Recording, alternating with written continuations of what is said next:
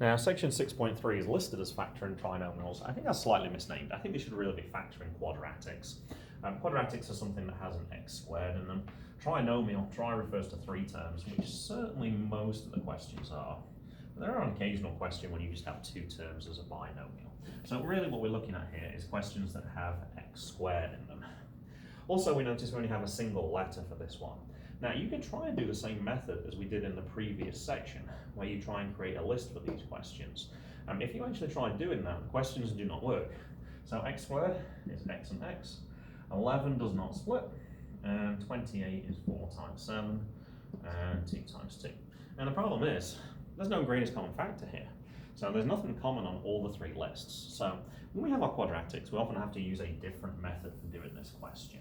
So we're going to focus on this last number. What we're trying to do is, with it being squared, we're trying to create two sets of parentheses. X squared I know I get by putting x and x here. To find out the other numbers that I'm going to put in the parentheses, I've got to look at this last number, this 28. And I've got to create like a little chart to figure out what numbers multiply together to make 28, and also add together to try and make 11, or technically negative 11, but we won't worry about that right now. So if I think of the factors, I certainly know 1 and 28, but that adds together to make 29. I know 2 and 14, but if you add that, you get 16, so that's no good either. 3's don't go into 28, so that's no good.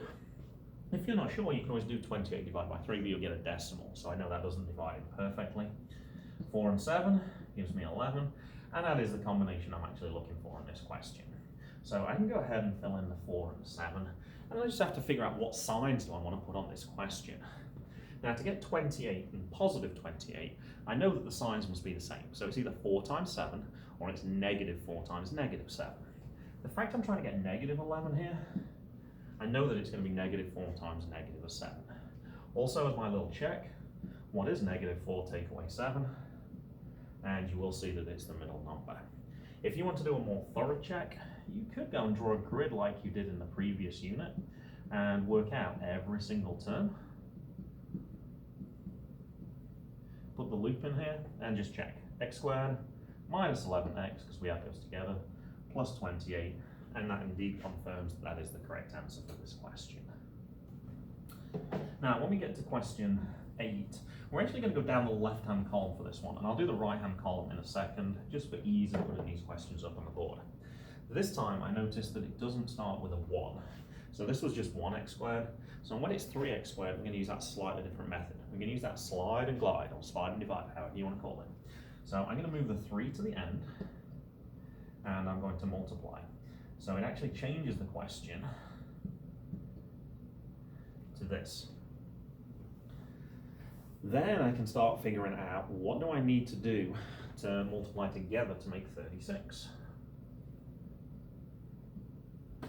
Oh, sorry, this time I'm doing subtract to make 36. So looking at that last sign is really important. On the previous question, it was positive, so I knew I was adding. This time it's subtract, so I know that I've got to subtract my two numbers, or negative, I should say. So for numbers that make 36, certainly 1 and 36, biggest take away smallest gives me 35, which is not the middle number. I know 2's divided 18 times, and 18 take away 2 is 16, and there we go. I found the middle number, so I know the combination for this question. So I'm going to fill in my x and x, like I do for every question. I'm going to pick the two numbers that are relevant for this question. With having a negative 36, I know that one must be positive and one must be negative. Now I'm trying to finish with positive 16. I'm going to pick the wrong choice to begin with. I'm going to pick that one positive and that one negative. Now if I check my answer, 2 take away 18 gives me negative 16, which is not what I'm looking for on this one. So if it's not the correct choice, pick the other choice. What is negative 2 at 18? And it is positive 16. Or other way around, 18 take away 2 also gives you that positive 16. Now with the slide and glide method, you have to keep going on this question. So I times by 3 at the start of the question. So at the end of the question, you have to undo that. You have to divide by 3. If I'd have moved a 5 to the end, I would have divided by 5 at this stage. You check to see if this simplifies. If it simplifies, you go ahead and simplify. So like this one, 18 divided by 3, I know that's 6. You can check 2/3, it doesn't simplify. And the reason this is called slide and glide, any numbers that are left over at the bottom here glide in front of the x like that hang glider taking off in the air. So the 3 moves to the front, and you'd have 3x minus 2. Now these questions are a little longer to check. You can draw the whole grid if you want to, but probably a shortcut is just check these last two numbers. If you multiply these together, negative 2 has 6, you get negative 12. That should be sufficient for you to check the answer for these questions. All right, let's move on to question 11, which only has 2 terms. Now, you can easily make this into a 3-term question just by adding 0. X squared plus 0x plus 64. So I know I need 2 numbers that times together to make 64, and they've got to add together to make 0. So 1 and 64, which makes 65, 2 and 32. Now the problem's going to be, when you're adding 2 positive numbers together, you're never actually going to get this 0. So this is kind of a trick question.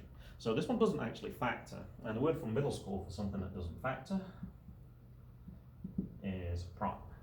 Now if I was to change one thing though, and make this question x squared minus 64, then actually I could do this question. And when it changes to a minus, what we're looking at in this last number is, what number squared gives you 64? So I picked 8 times 8, because I know 8 times 8 gives me 64, but more importantly, when I subtract now, 8 take away 8 is 0, which is what I'm trying to get. So when we have that question, you can almost write down the answer straight away. You can fill in the x and x. 64 is 8 and 8, make 1 positive, 1 make negative, and that will be done with that question. So keep an eye out for the shortcut question like that one, and keep an eye out for that prime question too. As we move on to the last one in the left-hand column, once again, I can see that it doesn't start with x squared, so I might want to move the 4 to the end of this question. Now, I do notice though, that both of these numbers are square numbers. So if I'm paying attention to that, I could actually write down the answer straight away. 2 times 2 is 4. 9 is 3 times 3. Both signs are the same on this one. To get 9, it's either 3 and 3, or it's negative 3 and negative 3. And as I'm trying to get negative 12, I would go with the 2 negatives. And you can write down the answer as 2x minus 3 all squared. Remember, when you time something by itself, you could put squared. Now let's assume for a second you didn't notice that though. If we do the slide and glide method, move the 4 to the end. 9 times 4 is 36. And I got to think of numbers that times together to make 36 and add together to make 12. So it could be 1 and 36, 2 and 18, 3 and 12, 4 and 9, 6 and 6, and actually 6 adds 6 gives me 12. So that's the combination I want. So it takes a little longer, and I'm obviously pretty good at finding my factors. It might take you a little longer to come up with that. So I'm going to fill in x and 6, x and 6. I know the signs are the same. As I'm trying to get negative 12, I'm going to make them both negative. Of course, negative 6 take away 6 does give you negative 12, so I know I found the right combination. As I slid the 4 to the end, I've now got to divide by 4. Now, when I come to simplify this, notice these are both in the 2 times table. So 6 divided by 2, 4 divided by 2. And as this is the same, this will also be 3 over 2. Now, after I've simplified, notice I still have those numbers on the bottom of the fraction. So I might want to move those up to the front again using that glide. So it would give me 2x minus 3, 2x minus 3, just like we had a second ago. So you get to the same answer, but it just takes a little bit longer if you're trying to do it that way. Left-hand column. Numbers that times make 35, this time subtract. Well, it's going to be 5 and 7. 7 take away 5 definitely gives me 2. So this time I'm putting p and p, because it says p squared. I know the numbers are 5 and 7. I've got to get negative, when I subtract, sorry, I've got to make positive 2. So I know the signs are different, so play around until you find the right answer. It should be negative 5 at 7, or if you read it the other way around, 7 take away 5 also gives you 2. As this one doesn't start with a 1, I'm going to use my slide and glide method. I'm going to move this to the end of the question and multiply. So 3 times 10 is 30. I got to think of numbers that multiply together to make 30, but also subtract to make 13. So you could try 1 and 30, you could try 2 and 15, and 15 take away 2 does give me 13. So I know that it's going to be 2 and 15. I know the sign's going to be different because I've got to make a negative 30, so I know one's positive and one's negative. And with a little bit of experimentation, you should find positive 2 take away 15 does indeed give you negative 13. Now remember, you're not finished for this question. You were up here, but that's because we didn't do any sliding. This one we moved the 10 to the end of the question. So we do need to undo that by dividing by 10. If we simplify 2/10, we get 1/5, and I'm going to move that 5 to the front. And if you simplify 15 over 10, they both divide by 5. And same thing, any numbers are left at the end, you would bring to the front. So 5a plus 1 times 2a minus 3. And let me just go ahead and write that out. Because also we kind of want to do that little check. What is 1 times negative 3? Negative 3. You can do the full multiplication out if you want to, but that would certainly be the shortcut method for that question. Moving on to question 12. Once again, I only have 2 terms here, which is why I don't think the term trinomial was quite right at the start. But I am noticing these special numbers again. I'm noticing those square numbers. So whenever I see those square numbers, I can start filling in the answers straight away. So 16 I know is 4. 4 times 4 is 16. Obviously a times a is a squared. 25 I know is 5 and 5. And b squared would be b and b. Just like your difference of squares, one's going to be positive and one's going to be negative. As when we've got that negative 25 term, we know that one's going to be positive and one's going to be negative. And you can check using the grid just to make sure that that does work out as well. Now, question 14. You should be always suspicious on slide and glide when you move the number to the end and you get a really big number. 49 times 9 is going to be a huge number. And I do notice something. I do notice these are square numbers again at the start and the end. So I'm going to try that first. And we'll see how successful that is. So 9, I know is 3 and 3. 49, I know is 7 and 7. Sign's going to be positive here, and they both got to be the same. And I've got to finish it with positive 42. So I'm going to go with 2 positives, and I could just write this as 3x plus 7 all squared. You'd have to check with the grid to make sure that it works, but 3 times 7 is 21. 7 times 3 is 21. When you add those together, you do indeed get 42. Or your other little check, just check the last terms. 7 times 7 is definitely 49. So that's another confirmation for you that that is the right answer. Now, part 3 is a very common SOL type question. Rather than making it multiple choice, you've got to select all the factors that actually work for this one. So I can see it doesn't start with x squared, so I'm going to go ahead and move that 6 to the end of the question first and multiply. And then I've got to think of my little grid. What numbers, when you multiply them together, make 36, but subtract to make this middle number 16? So 1 and 36 does not work. 2 and 18 does work if you do 18 take away 2. So I got my numbers for this one. So I got x and 2, and I got x and 18. I know the signs are going to be different for this one, and I've got to finish up with positive 16, which I can get by doing positive 18, take away 2. Or negative 2 at 18 if you prefer. That also gives you positive 16. Now remember, we moved the 6 though, so we've got to do the opposite of times in by 6, which is to divide by 6. When I simplify this, 2 over 6 is 1/3, and 18 over 6 is 3.